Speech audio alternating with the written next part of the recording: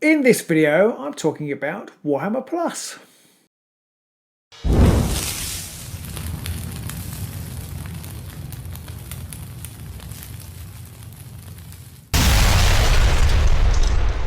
Hello AOS fans, Robin here. I just wanted to do a really quick video just looking at the Warhammer Plus video sort of offering. Now you've all had a chance to look at the Hammer and Bolter episode, and I've had time to digest it, and we've had time to read lots of comments about it. I wanted to do a quick wash up, and it's also part of a new idea Pete and I have had to try and make our Tuesday night live videos a little bit more relevant.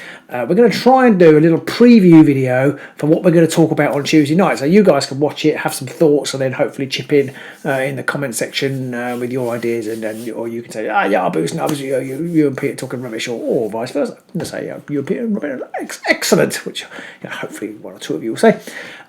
So yeah, I'm going to sort of talk about that, and then we'll open it up for comments on Tuesday night. So Warhammer Plus then. Well, how did we get here? I mean, I was thinking about this in a wider context. I was thinking about when I very first played Warhammer, or when I was really into it. I was about sort of 14, 15.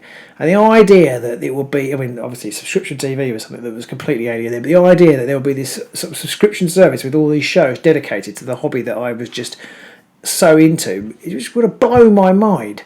And I think we kind of lose sight of that. We lose sight of how far Games Workshop have come, how far the hobby has come, how far tabletop gaming has come, and I think it's quite amazing that any company can think of offering this kind of offering. That's how far we've come, and that's incredible. And yeah, so I know Games Workshop has its detractors. It has people who's I think they derive their main enjoyment out of trashing what Games Workshop do, and they're never going to like this, or they're going to moan about it and then buy it anyway. Who knows? Who knows? But I suppose I'm one of these people who sits on the fence. I really like some of what Games Workshop do, and I really think some of it is rubbish, and I do think some of it is a cash grab. So this Hammer and Bolter, this episode. Pete and I, we had a comment on our video saying I've never seen two people try to avoid saying something is rubbish quite so much. I wouldn't quite go that far, but I do feel where he was coming from. I was really excited for the release, and I sat there and like obviously it was a really big thing because it was the first time we'd been invited to a preview, and you do there's like always a big discussion. I've reviewed books for a long time. There's always a big discussion whether book reviews by people who've been given the books can never be objective, whether they whether they gush too much, whether they're sort of bound to say thank you because they're being paid. Well, for a start, let's get rid of that myth. We're not being paid. Book reviewers don't get paid. We don't get paid for Games Workshop. We get some stuff early, and we do get some stuff, and obviously that is brilliant, and that's payment sort of. But we do put a lot of hours in to promote this content and think about this content. So I'm not sure it's really being paid. Okay, so we do get stuff, and I think if somebody gives you something, you do want to say something nice about it. And Pete and I, and certainly in my book reviews, but Pete and I generally, if we don't think something's very good, we don't review it. We don't. I think there's one thing to review something if you've bought it and you'll say, well, this is crap.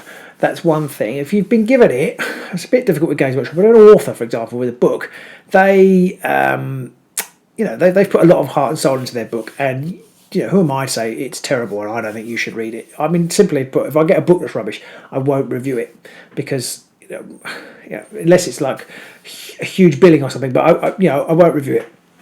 It's not fair on the author, and I only review the books that I like, because why do I want to spend my time writing about something I didn't enjoy when I could write about something I do enjoy?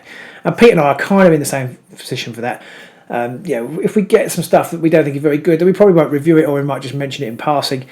And so we really wanted to say Warhammer Plus is absolutely brilliant, and that video I was really expecting after the Kill Team trailer release, I was really expecting to say awesome. And I have to say, it did leave me a bit flat, that Hammer and Bolter episode. And I've been trying to think of it a little bit more positively, and I suppose the best way I can think of it is that if I had to watch everything on Netflix, I'd probably shoot myself. And even the Netflix original stuff, I don't like it all, and I shouldn't like it all, because that would just make me, I don't know what it would make me, beige, I suppose, or just bland, or just impossible to like everything. So I'm trying to view it that this Hammer and Bolter episode wasn't for me. It did entertain me. It was quite funny. I didn't particularly like the animation style. A lot of people have disliked the animation style. A lot of people have liked the animation style. So that's that kind of thing. Well, that's not for me. There's quite a lot of cartoons that I don't particularly like. I remember my friends really liked Beavis and Butthead at one point in time, and I never really got it. I didn't like the animation style. But it doesn't mean that Beavis and Butthead was rubbish, and it doesn't mean that I was wrong. Or maybe it does, I don't know. But, so I kind of feel like that with this Hammer and Bolter episode, and I can see why people say, well, if this is what you're showing to showcase it, then it's not for me. And yeah, that's kind of fair enough. What I suppose, again, what I've thought about this is that I know, but again, it's kind of free getting paid, but we're going to get a month's code for this, and we won't be the only ones. Lots of people are going to get a month's code to watch the content.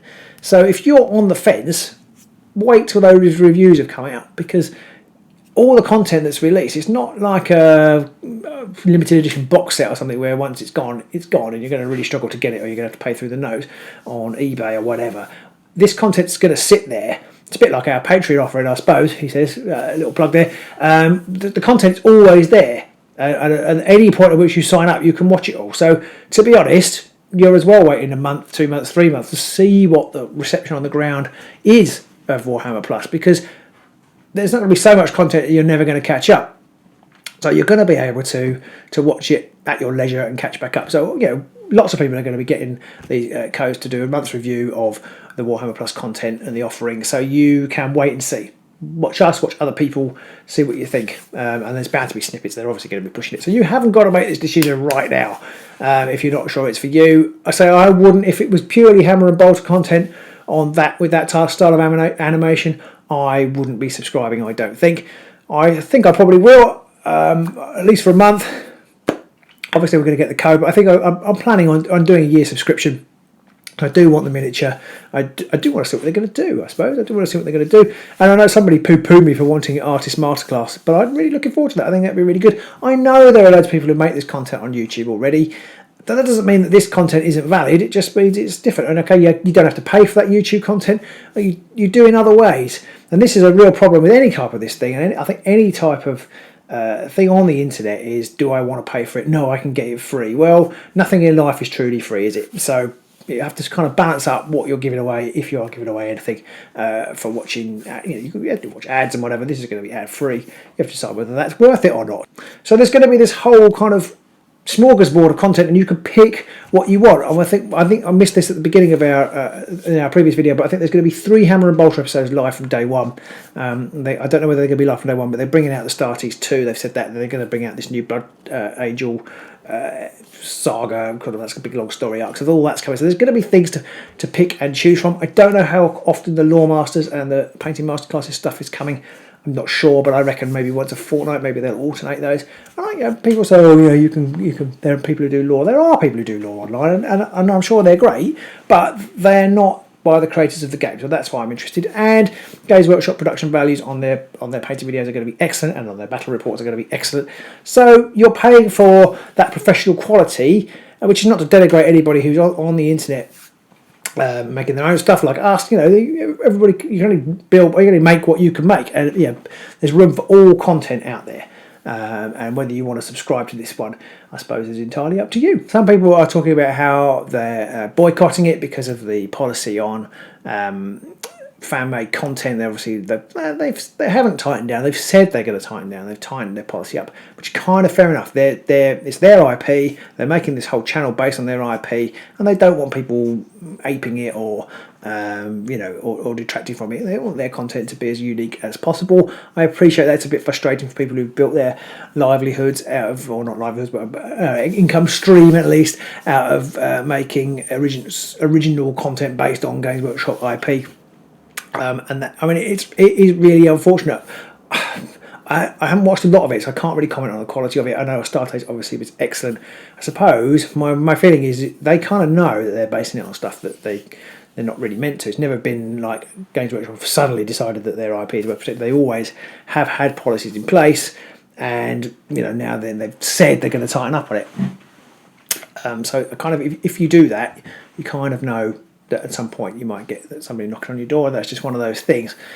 But I do appreciate it's frustrating. If you want to boycott it, go ahead and boycott it. I mean, that's your prerogative, isn't it? And if enough people do that, then Games Workshop might think about what they're doing. So I think I was cut off mid-sentence there by my memory card running full, which is probably a very technological way of telling me that I've been rambling on for too long. So I shall wrap it up because I wanted to keep this short and sweet, and I'm very bad at doing that.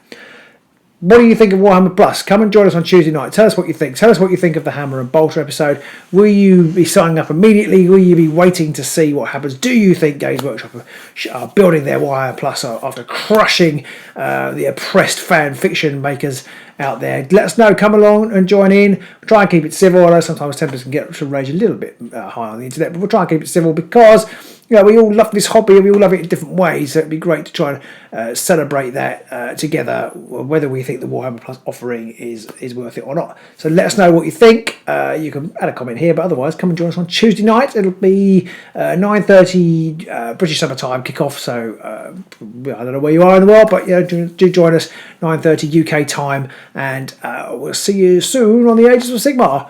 Bye.